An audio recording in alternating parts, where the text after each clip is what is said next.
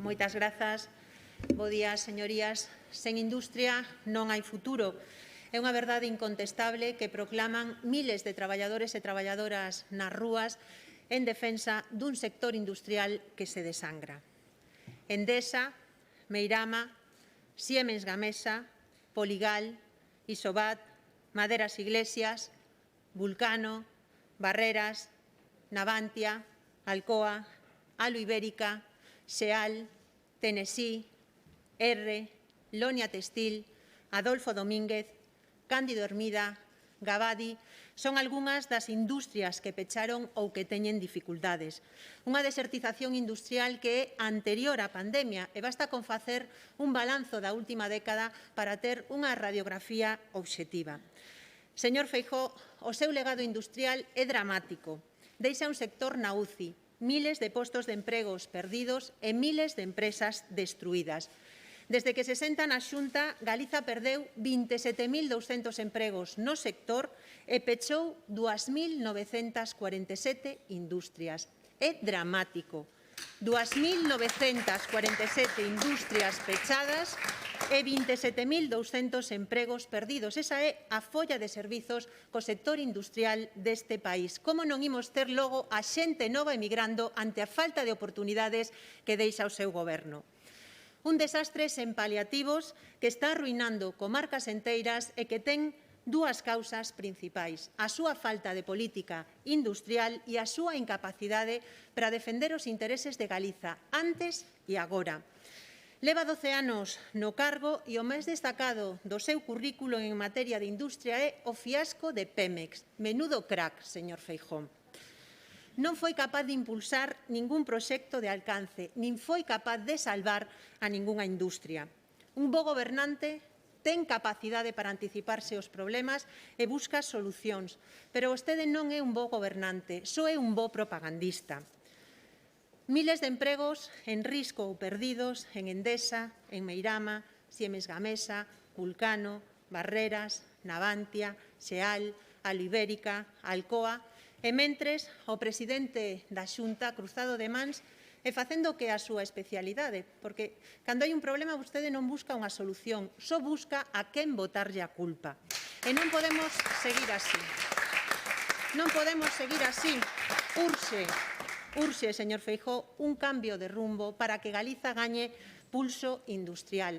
A pandemia recordounos que un país sen industria é un país máis vulnerable, non só desde o punto de vista económico, tamén desde o punto de vista sanitario. Polo tanto, deixe de botar balóns fora e póñase as pilas. Os fondos europeos de recuperación son unha oportunidade para poñer en marcha un novo modelo industrial de futuro dentro dunha transición enerxética que ten que ser xusta. E por iso pregúntolle, señor Feijóo, que medidas ten o seu goberno para frear a sangría industrial que vive este país? Moitas grazas. Gracias, señora Pontón.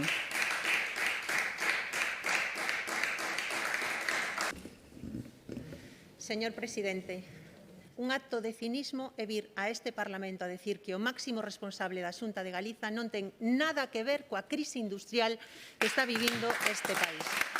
E mire, se o que iso é o que lle ten que decir os galegos e as galegas, o máis útil que pode facer por Galiza é pechar o seu despacho e marchar para casa, porque este país necesita un presidente que se responsabilice da súa industria e non un presidente que bote balóns fora, porque de verdade, señor Feijóo, eu non sei se é consciente que esas declaracións son unha emenda á totalidade á labor do seu goberno e, desde logo, o recoñecemento da súa incapacidade política para salvar a industria e darlle un horizonte de futuro a este país. Xa sabemos que a súa política industrial consiste en portas giratorias e, por outro lado, defender que Ence siga contaminando a ría de Pontevedra.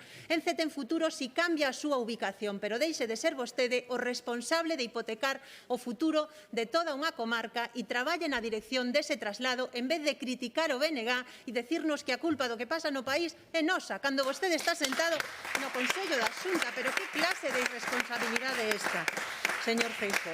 E mire, falou vostede dun pacto de Estado por Ferrol. Eu o primeiro que teño que decirlle é que me quedo pasmada que unha persoa que xa formaba parte do goberno da Xunta en 2003 descubra agora, ano 2021, que Ferrol ten unha crise industrial como a copa de un pino. É, desde logo, para quedar pasmados, señor Feijóo. Fálanos dun pacto de Estado por Ferrol. Moi ben, adiante. E por que non un pacto de Estado pola Mariña, porque o futuro desta comarca está pendente dun fío de cal vai ser o futuro en función de que pase con Alcoa. E mire, non se trata de defender a Alcoa, trátase de defender o emprego deste país, porque esa é unha parte do problema. Vostede estuvo moito tempo defendendo os intereses de Alcoa e non os intereses da Mariña. E gustaríame saber, señor Feijóo, que nos diga cando foi a última vez que puxo vostede un pé na comarca da Mariña. Por algo está fuxido desa comarca. Quizáis, señor Feijóo, non está facendo o que tiña que facer. Pero é que tamén podemos propoñer un pacto de Estado por Vigo, ou parecelle que o sector industrial desta comarca non ten problemas importantes. Non sei se lle sona a Vulcano, Barreras, ou se escoitou algunha vez falar das deslocalizacións do sector da automoción. Tamén podemos poñer en marcha un pacto de Estado pola Coruña. Non sei se coñece os problemas en Xeal, Aloibérica, Isobat, non sei se lle sonan os problemas destas empresas. E xa postos, o ideal sería un pacto de Estado por Galiza, polo seu sector industrial. Pero mire, quizáis, en vez de titulares de prensa, propaganda e máis anuncios, o que necesitamos é que vostede exerza as súas competencias e que, para variar, probe a ser presidente de Galiza. E mire, nos facémoslle propostas.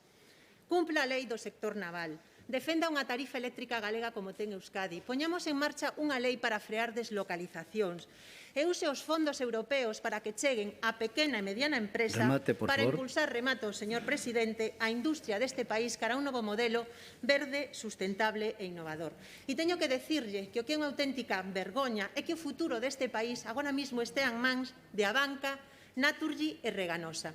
Non sei en que momento estas empresas, os directivos destas empresas, se presentaron ás eleccións para tomar a decisión económica máis importantes. Non sei en que momento se lles votou a estes directivos, por certo, todos homes. É, desde logo, unha vergoña que o futuro da decisión económica máis importante deste país vostede a deixe en mans de empresas. É que aquí xa non estamos falando dunha centralización. O que estamos falando é dunha... Gracias, xa terminou o seu tempo. Gracias, señora Pontón. Señora Pontón, terminou o seu tempo. Gracias.